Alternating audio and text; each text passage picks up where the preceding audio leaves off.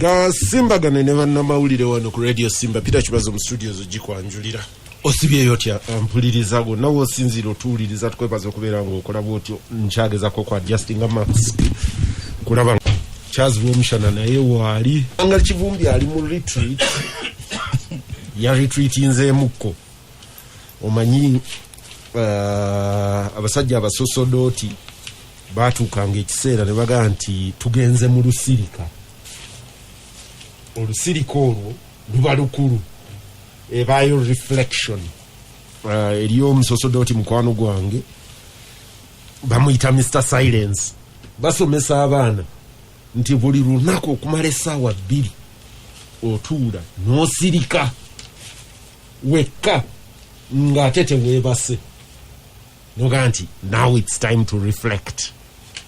Ekyo kyagobya abantu mu seminary ono Charles teyagenda naye mu seminary omuntu yatuukanga eddakiika 3 n'agamba naye Charles kati kaliwa kalabye ng'awo gwe bikulemi kubanga eyo Silence Magnu ye yabanga measure of persona osobola okutuula no reflecting nga oli wekka n'osirika to meditate ate nga teweebase bakowadde essaawa 2 oba g'otudde mu muti tokutte ekitabo nti nsoma meditation siraje buuza abantu ne bweba ng'otrainingira ambush abatuuliriza genda mu kitanda weebaki yonna gye muli balamusizaako nnyo n'abali w'eggwanga naddala mu Bungereza n'Amerika batugobera kusingira ddala mu Boston nti mwebale kutuwuliriza era abafunye ebizibu mbasaasira n'abafuniddemu twagala okubayozaayoza abafunye mu ngeri zonna. Katerega Mose Muteba Saba ne Banyabo mwebale gye mutuusizaako engalo abafiiriddwa tubasaasira abasiraamu be waffe Masaka twafiiriddwa imaamu waffe ku muzikiti omukulu Mungu amusaasire ebyamusobako. Sizoni ya kusiga abantu ndowooza basige. Minisita Sempigi yatugamba nti abakugu bamugamba enkuba eno ejja kuggwayo mangu Desemba wanaatuukira so omwangu yatta enswa. Abatuuliriza abaagalwa yena gye muli ate okusinganya b'emiwe emirungi Katonda w'amaanyi Katonda wa kisa musiima tukyalina obulamu. Ampuliriza Gasimba gane ne bannamawulire ngenda kusaba Aisha tusanze tukyabuuza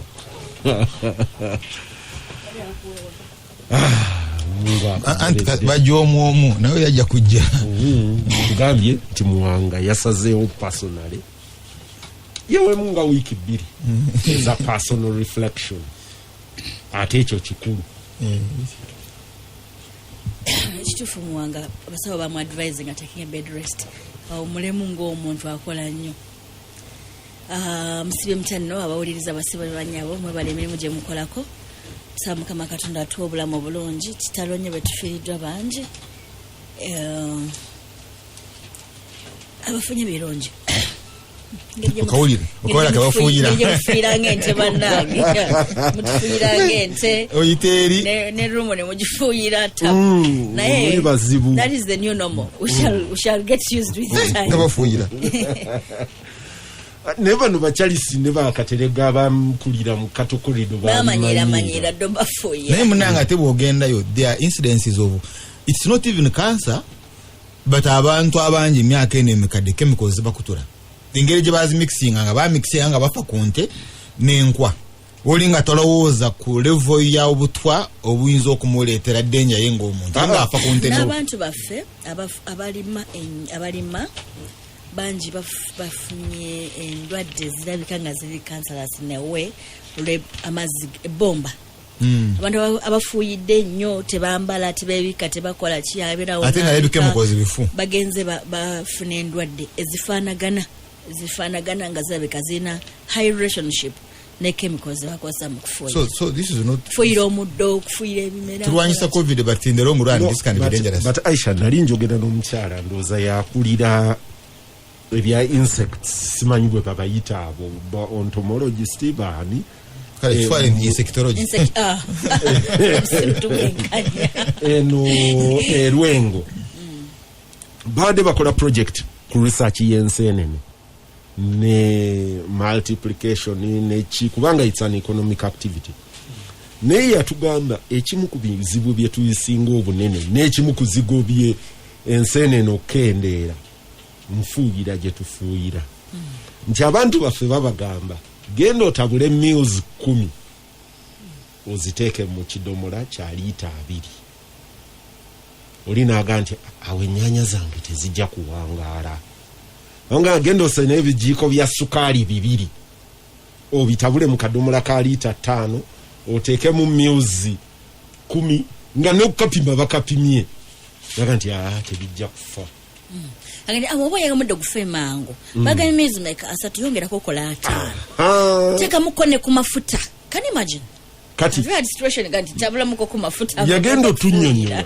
ngaatugamba nti kati bw'osukka ebipima abakugu bye bakuwadde goba okoze obutwa nti naye abantu baffe abasinga bwe bakola anti bw'oba okola research kyosookerako kumanya levels of understanding ya consumer kakati bali abaali mu Cattle Corridor luli olubereberye gavumenti zaabanga ne diipu ezaazo nga ze zitabula ente ne bazikuba ne zijja ne zigwamu ne zifuluma nga gavumenti ye gavana ne zigenda naye kati Katerega ayina ekinnya ekikye Aisha ayina recently nali njogera n'oli nanga oyo omukyala yennyini Lwengo yenga nti anti tuteekeddwa okuzoninga districts ne tugamba Lwengo Kalungu Masaka gundi nti eddagala lye tufuuyize enkwa ye Rwomshana ye lifuuyira mu district eno nti district gundi eriyo lino district gundi eriyo lino nti then bwe tutuuka okukyusa nga bwe bakyusa eri amaleria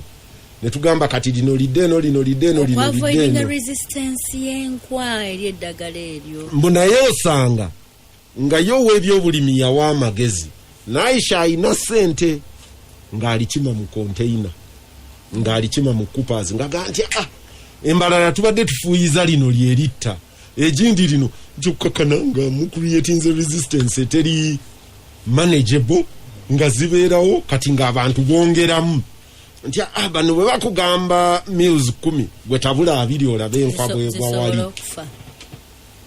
Chitane market by the way chitane market y'ebintu byetutunda kubanga bwe tubitwala katale kebweru bagenda obipima nga bina levels za chemicals nyingi nnyo ne babeera nga tebagala bbo kubirya kimu ku ekyo kyava ku ngeri gye twategeera liberalization government yejjira ddala ku bintu by'eddagala ebyo eby'obulimi n'obulunzi neereka abalimi n'abalunzi okwefaako bokka mugambo government eno y'abalunzi abalunzi babona bajjawo babaguliza eddagala ly'ebicupuli government nsanyuse bw'ŋŋambye oyo oba oliawo government enaazuukuka neddeyo nejjukira obuvunaanyizibwa bwayo naye kati buli muntu gwegulira eddagala lyo gwotabula biki abasoba ebisolo n'abakama abakugu gye bali tetubakozesa ampuliriza tukomawo ne Siraaje atuyise mu mawulire Siraaje amawulire mu speed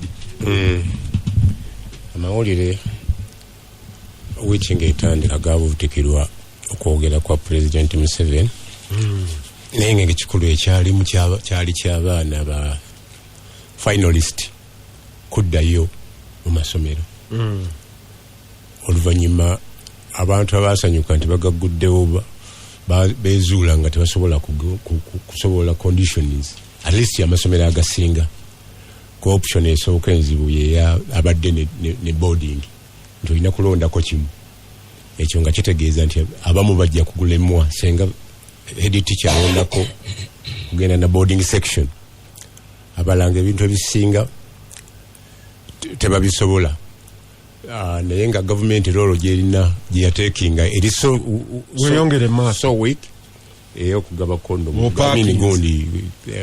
gundi satu sipakinze naye kikulu nnyo isho yazeeko yabadde ya mukulu Kibalama okujja okutestifyinga nakyusa ebyali ku katambi abantu bebasooka okuwulira nti banyima obukadde bwange $5 bwa dollars bikinaga ebyo sibyogerangako ekyokubiri nakkiriza nti ekibiina yakiwaayo mu butuufu nakkiriza ensobi endala nti genda maaso Bobby ne group balekayo ekintu ekyokulekayo bannaabwe naye kooti ejja kusalawo nga bonna bakoze final submissions 16 naye Kibalama akyali mu mikono gy'atayagala kubaamu egikulirwa CDF wa UPDF.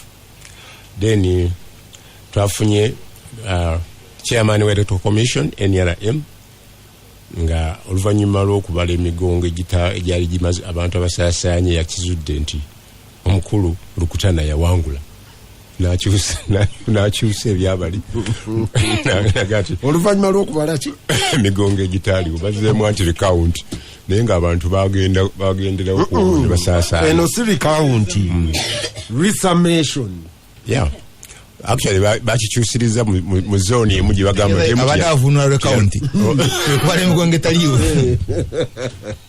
So omukyala gwe bagyemu yagambye agenda kulangira ekidirira essaawa yonna. Amawulire amalala agabadde amasanyu agewuunyisa ge Honorable Latif Sebagala okumala nga yakamala essaawa ntono okuwangula tikiti ya NUP.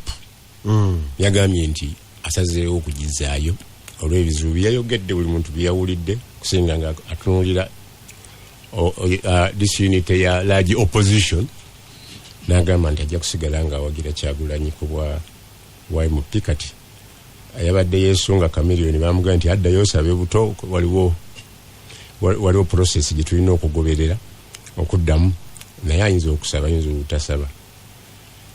Wabaddewo local council nominations mu wiiki eno yonna okuva ku Monday.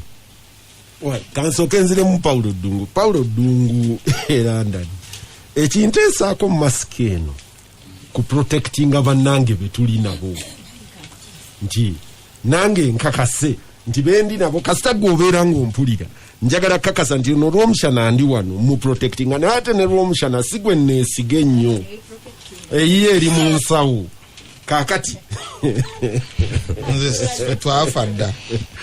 Paulo Ddungu agamba nti nammwe mutuleke mu studio mask muzijjeko nedda ssebo. Nkomye ku nomination za local council nalabye abangi nnyo abagenda mu bibiina ebyenjawulo okusingira ddala NUP bewandisiza mu bungi naye nga bazze nga ba independents. Yes, anti babadde bawa buli kifo nga bakiwaako omwomu. Obubonero bwaweddewo 10 bwe baasooka waliwo n'obulala 2 obugenda okuggwawo. Waliwo omukyala gwe nalabye ye Makindi bamuyita Nassali yasooka n'agamba dipite ina mazima nabwenkanya n'adduka mu NUP n'agamba nti ate kati naye bankubye enkokola kati yabadde asaba abakakiiko k'ebyokulonda bamuwe waakirisimbo y'omusaalaba ajje nga independent ne bamugamba nti buno bujja kumalako ggwawo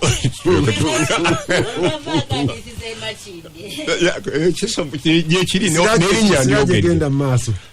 So twali tukyali awo wiiki weggweddeko nga Uganda ye leadinga mu death mugundi bakwatiddwa obulwadde obwa coronavirus ndowooza mu Africa si mu nsi yonna kuba nsi yonna tetugitunga naye nga kitegeeza nti mu Africa ffe tukyali obubi era ndowooza tulina okwongera okwerwanako with 71 death naye nga abakwatiddwa ffe tukyali leadinga bakwatiddwa abomunana mu nsi yonna mu kuteeka amaanyi ku bulwadde buno. Njogera ku bukwatiddwa amaanyi kirala n'omuwendo gw'abakwatiddwa.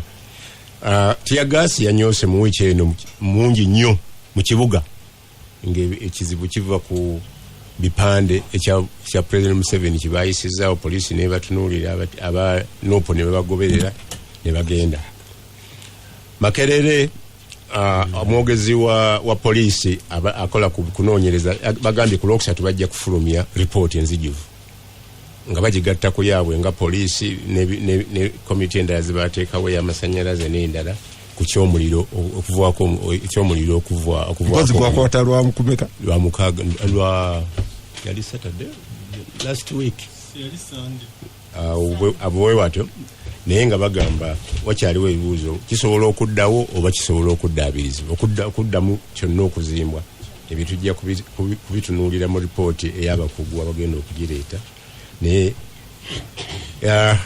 abaami abayokya Katwe police station n'ebizibiti bavunaaniddwa olunaku lw'eggulo n'omwana omwana gwe baasala yagattiddwa omutwe gwagatiddwa n'ekiwuduwudu ne guziikibwa finally nga bamaze okufuna DNA n'agambibwa okusala naye n'ateekebwa mu kooti n'avunaanibwa. Ekisembayo ndowooza tujja tutunuulira okulonda kwa gondi kubuza ennaku ntono ne preliminary scientific election zatandise naddala abaagala okulonda nga bukyali abalondedde mu posito Trump n'avaayo n'agamba nti obulumi babubbye edda bubwo babusanze mu kasasiro n'olwekyo yagambye tajja kumala gawaayo buyinza nga okujjako ng'agenze mu kooti esetolinga ebintu bino ebyo n'ebirala bibadde mu mawulire. Ampuliriza gasimbaganenya bannamawulire tuli wamu n'aba Loscopo Construction abakola biodigester septic tank bali wazana okulinaana mu petrol station baga nti gendayo egenda mu fuuti 3 egenda wafunda naddala mu abali mu bisenyi banga nti abo mbagambe bw'obeera mu kisenyi tozimba toyi ya kalina togenda kuzimbira banno toyi ya kalina kwambuka eri kesise nga basiraje gye bali bazizimbanga ekatwe eza kalina aga nti genda ozimbe bakyazizimba nakati eza kalina. Bangambye babayita baani ba Loscopo Construction bali wazana okulinaana mu petrol station. Katerega kantandikire lwalwo omushana leero omushana yali guild mu reviewing nayerabidde okubaga nti omushana y'omu kuba presidential aspirant ababiri ababadde mu kooti ya Kibalama eggulu. I think it was different interest naye babadde ya Kibalama ate okumusango gwa Kibalama no ne omushana yali ku kesisi nga bamuvunaana okubeera nga avuga mu curfew time. Coincidentally Charles wali guild president Makerere watula ku University Council nabadde wano ngamanyi nkyalwana nange nina be nagamba ku Facebook njagala nnyo okukkiriza nti bannayuganda tebalina mutima mubi gutuuka kukukuma muliro ku kizimbe kya university nenkooti nga ggwe lw'omushana twali naawe oba omuliro gwakwatawa nonkyalenjinga noŋŋamba osobola okukuma omuliro awo ne gukwata ne gwokya bino byonna nenga nti oba kiyinza okuba nga tekisoboka era mu mbeera zange nanga nti abantu bayinza okuba nga omutima tegunnabiiwa kutuuka awo kiki story nziwulidde wiiki eno and nja zoogera zonna eri ababadde boogera ku biliyoni 8 naga nti babadde booditinga bano wakati wa Makerere ne National Insurance Corporation waliwo dispute eri sente z'abakozi ze basavinga mu niiki kooti neteeka ku niiki ekiyinja sente ze zize Makerere retirement benefits z'abakozi bwe baamala okuzizza wakati awo odita yagenza okukebera ng'obuwumbi 8 bwagwa mu kkubo ne bubulwako alonda n'ekyo nenga nti Makerere eno gy'olaba and I want to start by my presumption of goodwill and good people. Makerere eyo gy'olaba simanyi oba abali mu studio mujjukira baazimba ekikomera nga kya buwumbi sijjukira amount nenga tekyali wa embuyaga n'ekitwala mwana wange ekimu kyagwa ekimu ne buloka embuyaga zajja ne zikitwala ne seminti waako nekitabeerawo tebaakuma muliro Makerere tebalina kye baayokya Makerere gy'olaba okugenda okukola dispute ne niiki okugamba niiki nti sente z'abakozi teziwera ng'abakozi bagamba nti banyagiddwa obuwumbi 20 wakati wa 21 na 27 25 billion between 21 and 27 billion nti zaali zibulidde awo mwana wange Makerere tebaayokyayo yadde essubi omulundi ogwo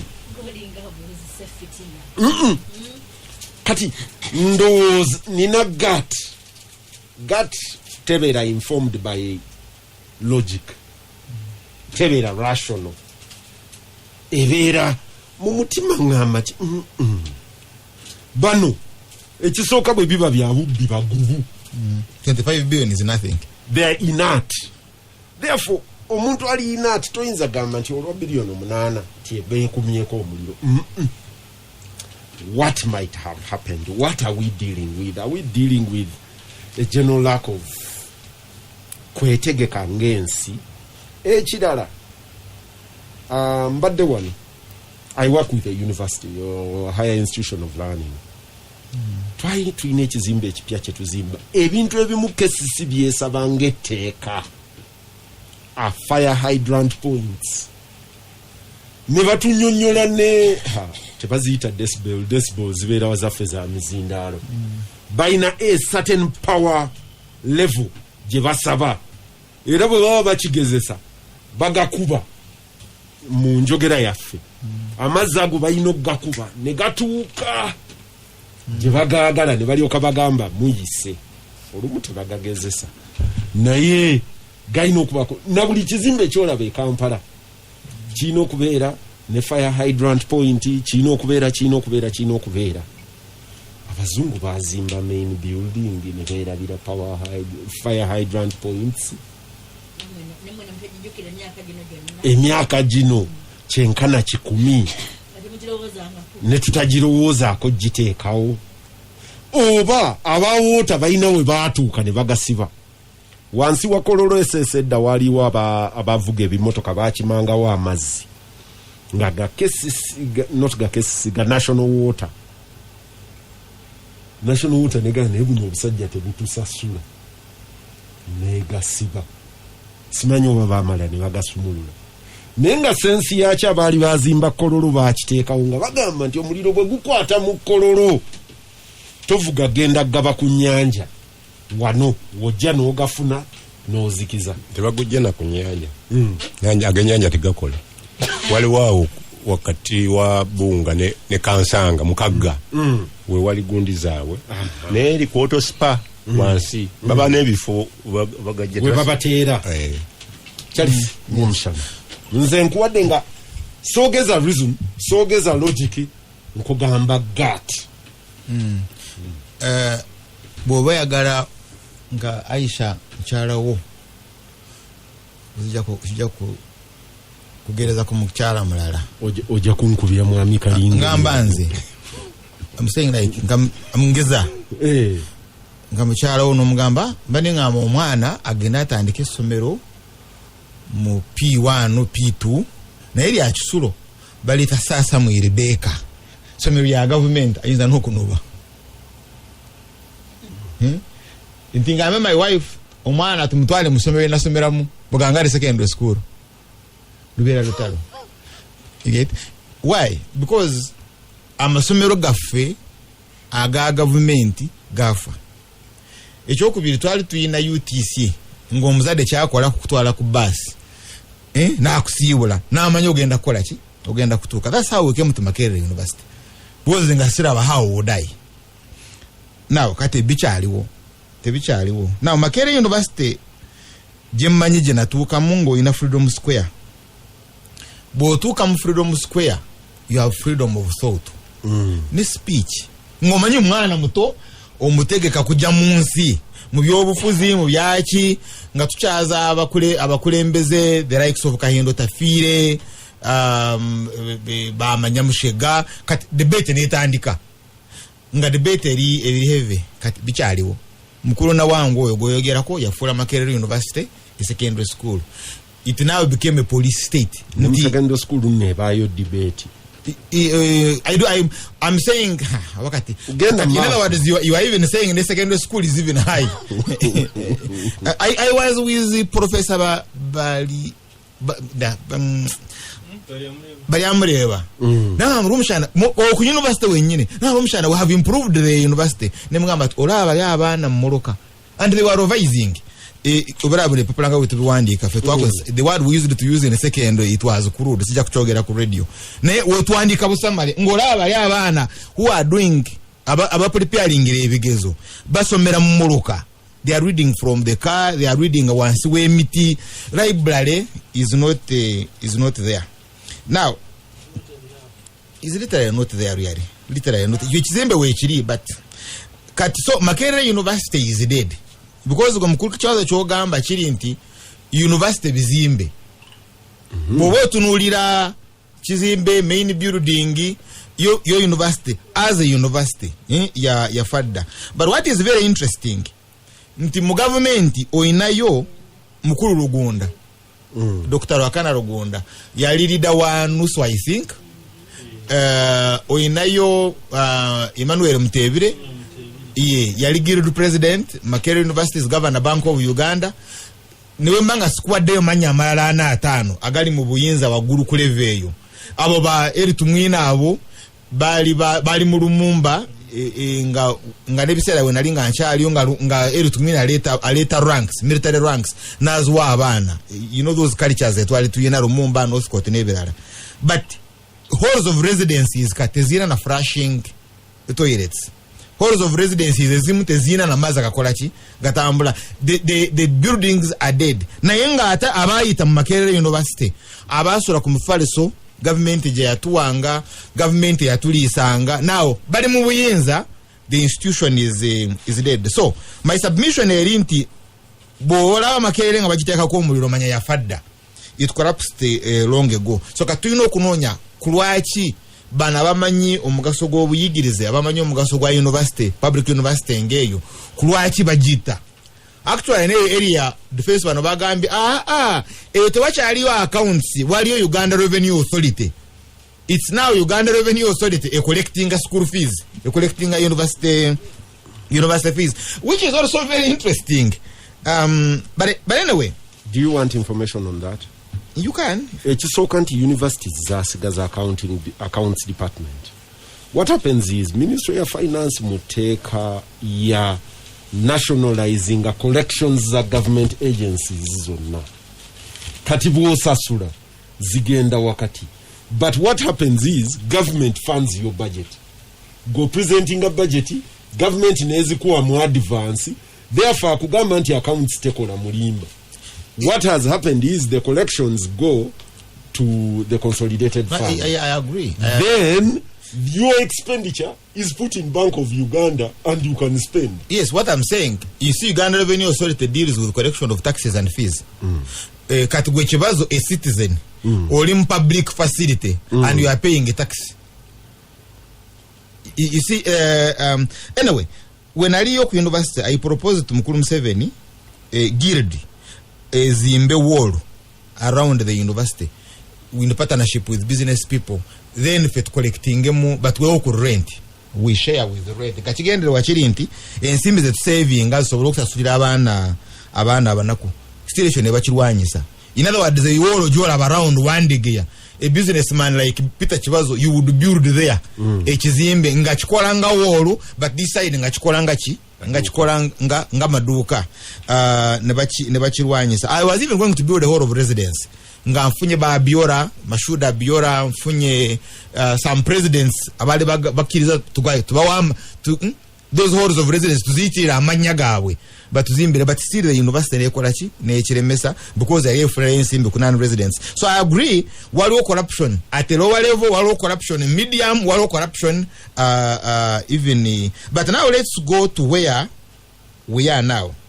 Kumuliro nagobe omuliro gwa red paper ogwayo cha red paper because ekirungi ogwayo cha red paper cameras zakwata abayocha one from the assembly two negubakwata when they were on the advance three negubakwata nga bakabalinga obstacle which was the camera because all camera jibali bamanyi yo ne bajja bagikavalinge but waloje batakola ki jebata coveringa ngo accessinga and then three ne explosion engeri je bajusura mu printer ne explodinga four ne taya bya ground because explosion yo neva mbanga explosion we sanga wali hard ground ewaabya but erite yakola ki erite yawaabya naye bw'olaba mu kamera ya red pepper nga boolu y'omuliro oli gwasitudde nga guli size ya minibus this kamunye.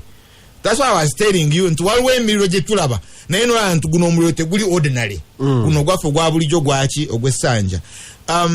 The wood, you know that wood eri mu main building gye tulinnyako, even ne wood eri mu that sector ya accounts universal secretary because there is wood also but see a wood ne bakwa petroli paraffin sorry ojikume kwa omuliro you would need a lot of time.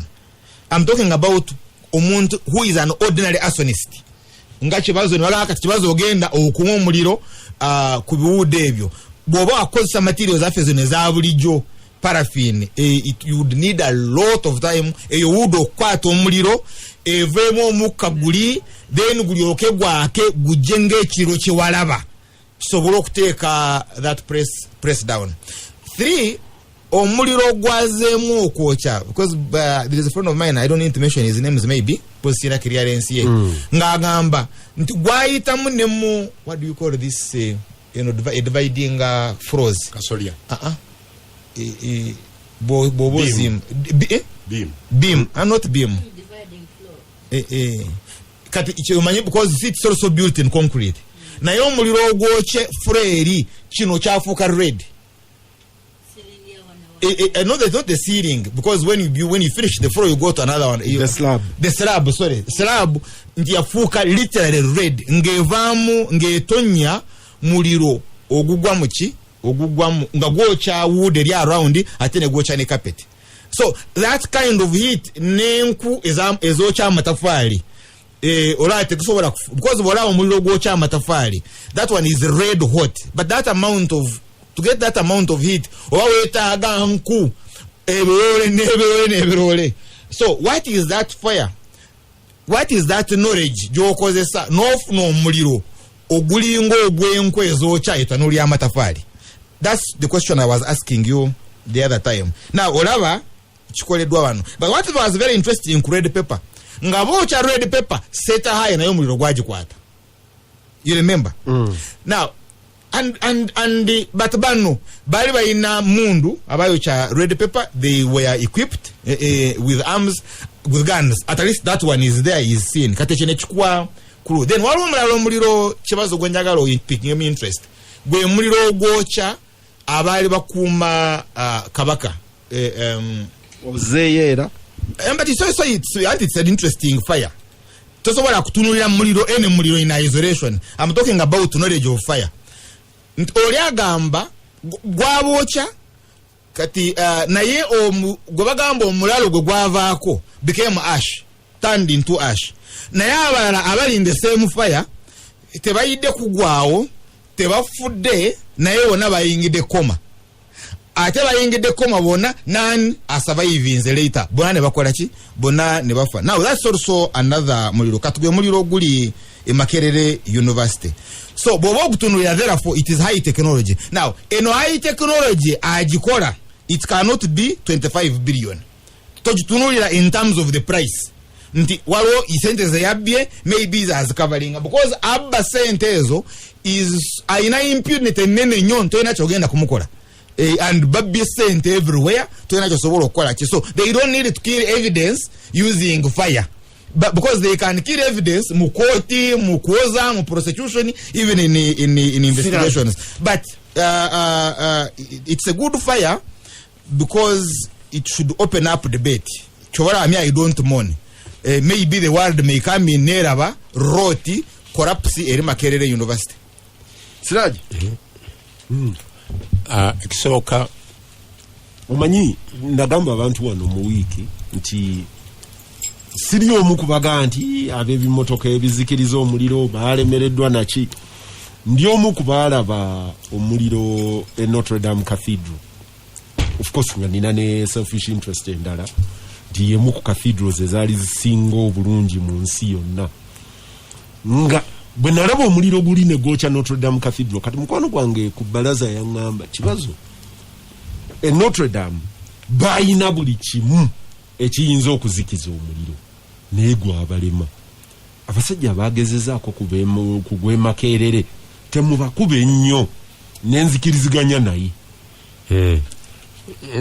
nga ntandika mwami Sekisonge atulaba atuwuliriza kuva mu US oba ye Sekisonge gwe mmanyi yali ku BBS bwe twawa gundi ogenda mu US ne ambassador n'atuyigira emyaka enaze ne kanaabe ngatakomawo naye badde muga nti waŋŋaanye okupaakinga naye DP njogeddeko toyogedde ku DP wamma nenzijjayo owagundi ow'omusaalabe eyaddukayo n'akomawo n'asanga nga naye bamumye n'asaba omusaala naye bingi lwakuba waŋŋaanye okupaakinga mukulu Sekisonge sigenderedde obugenderezi wa DP mwendi era mwene esimbye ne bakama bange ba Moses Kalungi gwe banominate nze Kalungi nsubira mutwala ku Monday inshallah scientifically bali bweru banga dene kuva lubamugira ngo 14 so Makerere ng'emirire egifaanano obungi bingi ebyogeddwa ripoti nga tennaba kujja tujja kutandika okwebuuza nti abasirikale be bakutte ng'omuliro gutandika n'obutambi bwe balina kijja tuwa ekinyusi kuba oyogeddeko ku neeki yokka naye Makerere y'ebintu bingi nnyo lwakuba nti baatugumiza nti birala babikuumira mu Senate bikyaliwo abangi babadde baga nti waliwo babadde babuuza ebiwandiiko byabwe ne bagamba katuokyewe kino kyo kiggwe ngambye waliwo abadde bagamba genda maaso Siraaji simanyi naye definitely emiriro mingi egyokeddwa nga waliwo egikutte kati guno tetumanyi oba asoni oba electricity oba kuba n'ab'amasanyalaze mwebali naye ekizibu kibaawo ekintu kibaawo nti wabeerawo ebintu ebijja bigoberegenya omuliro ogwo Kasumi bwe yajja waliwo ebintu ebyayogerwa ne bivaayo n'omuntu kubaga nti mulalu naga nze nakukolereza naye bingi buddo bwe yajja twafuna abantu abagamba nti waliwo abajjayo abaana baabwe nga tamala emirundi ng'ebulayo ennaku ne bawona ne gujja Kato bwe yajja era wabaddewo ebigambo bibwa nti waliwo ebizibiti ebyadde bigenda mu kooti nga babyagala bali ne babyokya intentionally basatu bakyajingiddwa eno poliisi erina baayo bokka sofwa babiri anti lwakatambi nga kavuddeyo ne kagamba gwatandise gutya gwakoze gutya bwe kanaaba tekali doctored issue y'omuliro gwe Makerere nene nnyo okubanga yakutte ekintu ekitasulamu bantu ekintu ekiggalwawo emisana n'obudde bwe kyakwatiddemu omuliro nti okunoonyereza kuteekwa kuba nga kulina ba expert at least abasinga ku bano betulina abaffe okutegeera ekizibu ekyo otherwise ebintu bikyajja nnyo gwazeemuko nga president yakamala okusaasira abantu abafiiriddwa ebintu byabwe ne institution naye ne guddamu bagamba nti ogwo gwabadde gusigaddemu gwatulise butulisi olw'ebbugu muliri eryabadde kitegeeza omuliro gwabadde gw'amaanyi nga tegusoboka kutangirwa ekimotoka ekyasoose bagamba tekyabaddemu namazzi gano amatreating beyagenza okujja of course nga damage ekoze eki ng'ekoleddwa nene nnyo naye whatever the case ndowooza tulina kusala amagezi kwetangira miriro gikola ki gijja naddala ku sequence ko gijjiramu mu Uganda tetutera kufuna muliro gwokya kintu kimu oyinza okusanga enkya nga waliwo ekirala ekikoze eki there was a petrol station Entebbe Road so kitegeeza nti abookya bwebaba nga gye bali bookya nga si accident nga tegwekwatidde bwago waliwo intention eteekwa okunoonyezebwa banoonye kozi ruutu y'abookya ebizimbe abookya institutions abookya obutale abookya amasomero gagenda okuggwa okubuuliriza ngaga nti gundi oyo abadde ampalana abookya nakivu park yard ate yo yali saido nti emirundi esatu baana sisi ba president bagendayo ne bawaayo amataaba tubagamba nti no ayokya abantu ayagala kutwalawo ne baddamu ogwokubiri ne baddamu ogwokusatu okakana nga bali banka DFCU babanja at least abawo wino bawonye nti yadde tebajja baba wadde sente zaabwe 4 billion shillings musisize yabajjako nga bagagenda bawalizi ate nsibambi nazibawa ku token fee ya mutwalo gumu so basobola okuzimba akatale ako naye ekyokujja tebakijjaawo kuba those are the some of the prime lands zibaagala enanga yagala nti waliwo ne betwagala okwata bagamba CPS eri ku seero ayagala bidi asabe naga nti ebyo bya bulimba tebiriimu byajja bwe bityo nti se gundi ensambya landi bagitunda naye lwakuba nti obuyumba bwawo bwali tebwokebwa ng'osobola obajja mu bwali buvundu ne bajjawo kati bagamba nti ne extension ya nsambya state naye gundi barracks bajagala so abagala amataka bakyagaagala ddala okuva ku golf course siraje nawe paka ku Entebbe road highway awo wonna wali main building waliwo emisango gy'enkavalinga ku masomero ago waliwo yes waliwo ettaka libakayanira by individuals waliwo amataka ge bakayanira gagenda ng'ogyeko nali neryagenda ne bali wasudiru natuwamu wali eriyembuya obuyumba so eryamulago so amataka gali prime abantu bagagala tolowooza mbu gajja buzi just like in other words you are saying Makerere University can be transferred somewhere else. Yes wetwogere olwaleero abantu 10 family 10 ku ttaka lya Neeke Gomba babadde balizinzeeko nakati bagobyemu abantu nga bagamba either tukusasula tukubale oba tetukusasula bakuzimbira Makerere aronga naye nga osibu yazzeeyo wa polisi n'agamba atayagala agenda kufiirwa mwenna mulina kusasula waliwo ttaka liri wano kumpi ne Kampala omusajja agamba nti baliguza Mufuti yaliguza taata wange yekabiri nemuga nti yange kweriemu namuga sooka onsayiningire zoono zigwe kati bagambye Mufuti nekemu yagikoze ekiyagitutte so okunyaga ettaka within Kampala simanyi oba walutwe munoonyeza namukubidde essimu ne banga nti taliiwo ne mugamba mwagaza ensonga eri personal teri official teyazzemu kunkubira naye bw'ata settling kintu ekyo tujja kukyongera mu maaso gasimbagane ne bannamawulire Katalega nga nzijewo omanyi twerabira mangu mukwano gwa Romshano ono yafa bamuyita Taddeo Kanyankole Brigadier National Hero temusobola kumuteekamu we yatuukira okuteekamu Kanyankole oba ateekamu we yatuukira okufa ono maskini Romshana yali yaddira emmotoka ye ya kalina corona ng'agikozesa special abeezeewo Taddeo Kanyankole yasulanga wali na mirembe that's the press Taddeo Kanyankole nzalo y'ebuhwejo ye yali commandant ku Bulange nga bagiyita Republic House bano Barumshana bwe bajjanga e Kampala nga bagamba twaza Republic House nekwata omuliro ebyaddirira abajaasi bakashiringi nabagenda mu ekizairo nzija abajaasi n'empapula ne zibula ne basasula ab'emizimu wegitandikira ne rekodi za pastamezi ne zigenderamu Ahmed Kashiringi tata wa mukwano gwange Hussein natuula naye okumala essaawa 3 nennemererwa okukola interview naye nali ngenze ne tiimu ng'angigambye tugenda ku recordinga mukulu Ahmed Kashiringi bwe yagenda okumala okunnyumiza emboozi ne ngamba baali baleese ebyuma mu ddeeyo mumuleke ne bagenda ne tusigala nga tunyumya ye musajja eyanyumiza nti yali mu ruumu etenkana eno nga bamusibye emikono bamusibye amagulu nga bwe bamuweereza emmere bagikasuka ku floor ng'agiryanga omusota naye nga ku floor okwo kwakola n'obubi ate nga bubiri kufuka wamuna byonna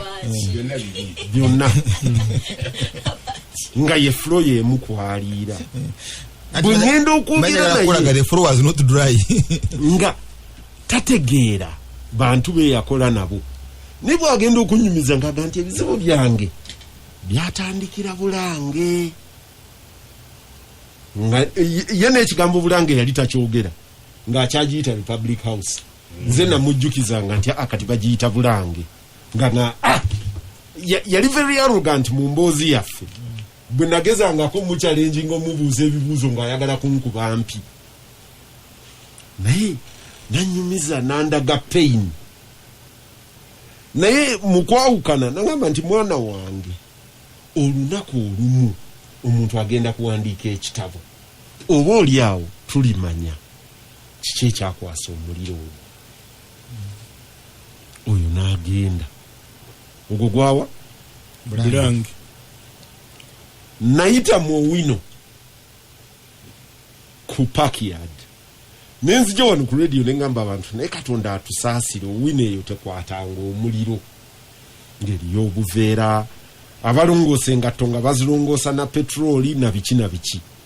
Ne nali sisuubira muliro.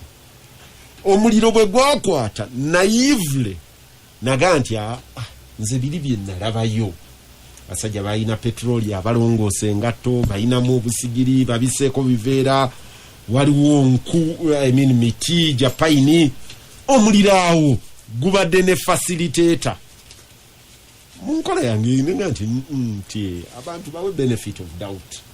Omuliro ogwo gwakutte byagwo mu kutuuka oluvannyuma lugwaddamu ate bwe gwamala abantu ne mubajjawo ne muteekawo ebizimbe. Nenga why bano abaleppuka nabo bandi ban'ensonga. Bwe ngenda okusoma urban development nendabanga mu Eastern Europe ne mu Asia abantu deliberately bakozesa omuliro okwokyanga ebintu by'abanaku ne bavaawo ebibuga ne bikula. Wa Mahathir Muhammad gwanga kyeryo Malaysia. It was a phenomenon that was normal. Era Dr. Mahathir Muhammad bwogenda okusoma ekitabo kye aga nti twakizuula oluvannyuma that it is one of the ways of urban replanning. Omuliro gubagobawo. Katerega ng'omaze okulaba ebyo ng'olabyeko ku gwali ebuddo. Ogwali ebuddo gwakaabya abantu wayiseewo emyaka simanyi oba story eno wagigoberera. Story neeteekinga new tangent nga batandise okwakuzinga abantu nti ne Katerega ono yali awalagana ne gundi nga gundi ayagala okugula essomero lye nti ne balemagana empalana ne bagitwala ebuddo. Kesi neetebeera resolved nefuuka y'abambega kulyamu ssente. Story eyo nagigoberera okumala ebbanga naye nga kiringa kyasigala awo aganaaga nga bambega bakiryamu ssente. Ate waliwo n'omulala ogwayo kyabaana ne gubatta recently. Ebyo byonna ne bigenda. Rakai Nali ne Haji Kyanjo Katonda amusaasire Haji Anuma buli lwe mutulaba bwe nti sagala na mutundwako nkyayagala ekifaananyi kyange ekya Haji oli. Twali ne Haji Kyanjo ne Betty Kamya awantu awamu ng'omuntu atulambikira nti omuliro gw'ebudde tegwakwata bukwasi n'atuwa ensonga ze zonna. Ne ngamba Haji nti bano nabo bayitiridde okubeera ki bano ba fifth columnist ba Romshana conspiracists.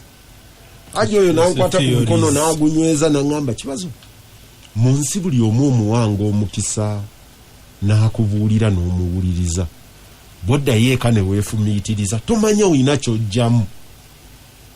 Bwe nalaba story nebadde etambula nti omuliro gw'ebuddo guyinza okuba gwava walala nti akasajja kali ketwasinkana ne Haji Kyanjo ne Betty Kamya kayinza okuba kayina ensonga. Katerega omuliro gubadde kyakulwanyisa kyawano. development eri interesting etulina okukolako research. Emiriro esooka gumu ebiri gutanywa abaana abato then eventually ne babeera so careful ne bataddamu kutta baana naye nga bookya bintu byabwe.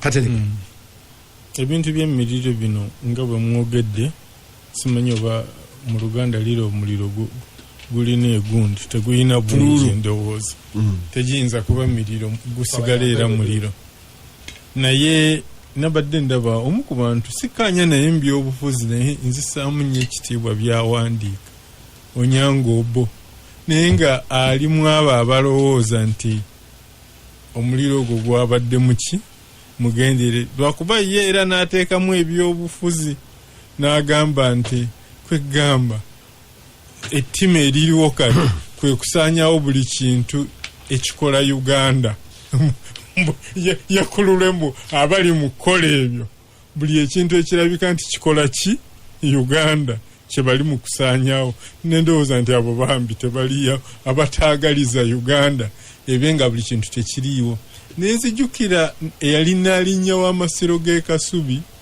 obujulizi bwe yawa mu kakiiko akassibwawo okubuuliriza n'abaako abantu bambi bendaba bunzi ku lwange abatayinza nakutta nsowera